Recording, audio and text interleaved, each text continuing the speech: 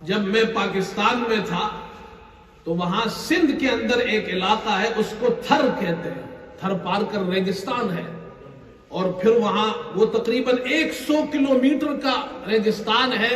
आखिर में बॉर्डर हिंदुस्तान पर जाकर वहां उसका बॉर्डर है।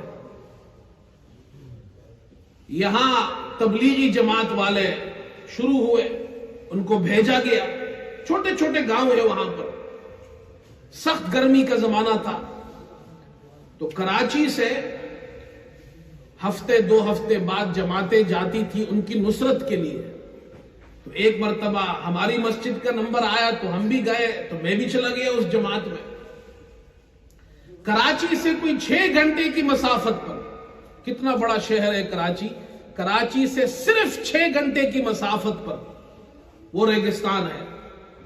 वहां हम पहुंचे और उस जमात में हमारे साथ जुनैद जमशेद भी था। अल्लाह ताला उनकी मगफिरत फरमाए, उनके दर्जात बुलंद फरमाए। बड़े अच्छे इंसान थे।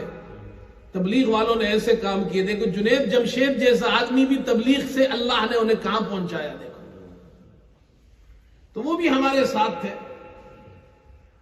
अच्छा, वहां रेगिस्तान में हर गाड़ी नहीं चलती है। एक गाड़ी उसे कहते हैं छकड़ा, फौजियों का ट्रक होता है खास किस्म का। फिर वो जब बाद में वो बेच देते हैं तो ये लोग खरीद कर फिर उसे चलाते हैं। इसी तरह 4x4 वहां चलती है।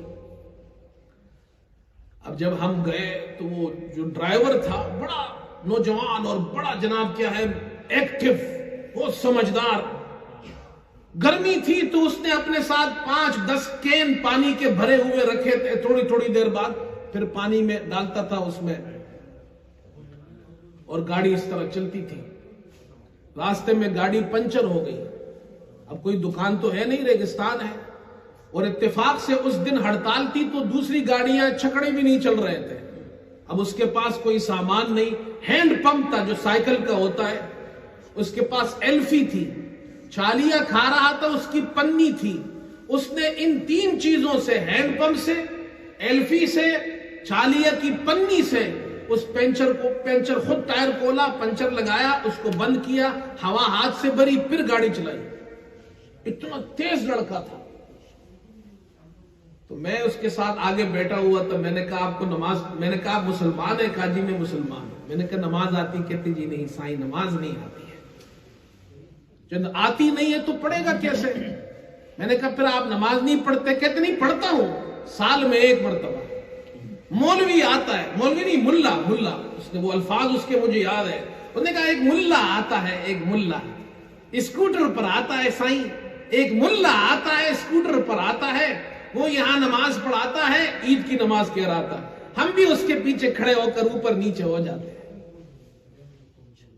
ये एक मुसलमान का हाल है कराची से सिर्फ 6 घंटे की मसाफत पर। मैंने कहा आपको कलमा आता है? कहते नहीं साईं, कलमा भी नहीं आता।